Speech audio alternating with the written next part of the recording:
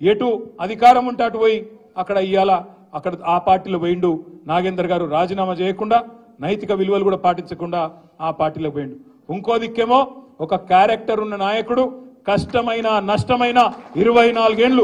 ఎత్తిన జెండా దించకుండా కొట్లాడుతున్న నాయకుడు పద్మారావు గారి రూపంలో మనకున్నాడు అనే మాట నేను మీకు విజ్ఞప్తి చేస్తా ఉన్నా ఒక సెక్యులర్ నాయకుడు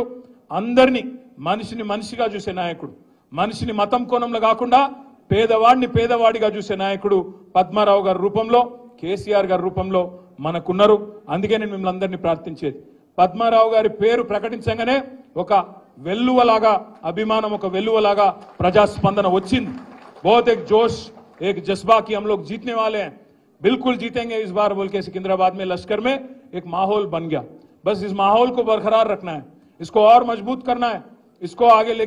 आगे ले जाके मरी पूरी तरह से पद्माराव साहब अच्छी तादाद से जीतने की हर कोशिश हम लोग करेंगे भाइयों मैं एक ही बात आपसे कह के मैं विदा लेता हूं और आपसे रुखसत लेता हूं मैंने कहा था असेंबली इलेक्शन के दरमियान आपको याद दिला रहा हूं मैंने कहा था आपसे दबाने की धमकाने की बहुत सारे कोशिशें चल रही है हमें डराने की कोशिशें भी काफी चल रही है चिपिना आज आप देख रहे हैं क्या हो रहा है मुल्क में क्या माहौल है आप देख रहे हैं कभी एक जमाना था हमारे हिंदुस्तान में एक मुसलमान राष्ट्रपति था प्रेसिडेंट ऑफ इंडिया एक सिख प्रधानमंत्री था तब हिंदुस्तान खतरे में नहीं था हिंदू महफूज था पर आज आप देखिए एक हिंदू प्रधानमंत्री है हिंदू राष्ट्रपति है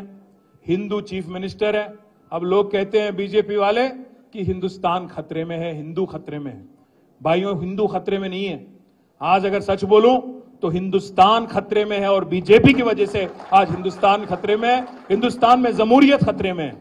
ఈరోజు దేశంలో ప్రజాస్వామ్యమే ప్రమాదంలో పడ్డది ఇది వాస్తవం ఈడీలు సిబిఐలు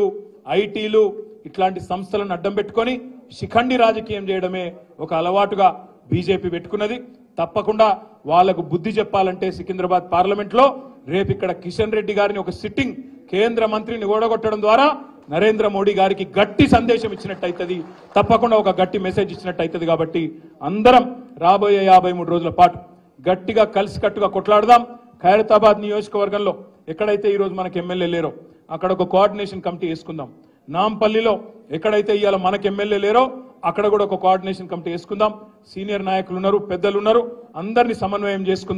చేసుకొని ముందుకు పోదాం మా తమ్ముళ్ళు చిన్న సమస్య చెప్పినారు ఆనందన్న ఇది అయిపోగానే ఆ బెడ్దో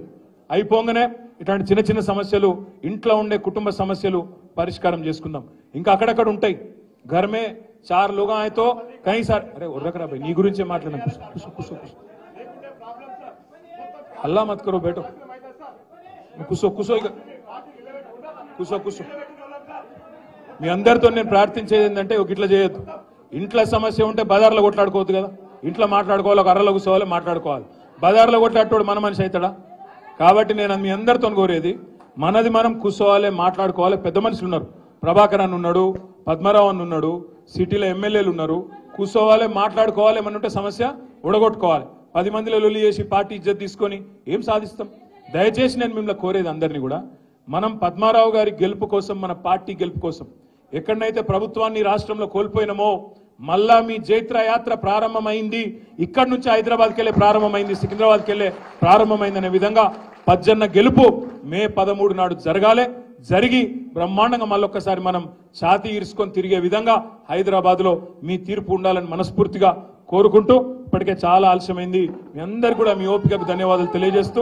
అందరికీ భోజనాలు మన జిల్లా పార్టీ అధ్యక్షులు గోపీనాథ్ గారు ఏర్పాటు చేసినారు భోజనం చేసే పోవాలని చెప్పి కూడా కోరుతూ జై తెలంగాణ।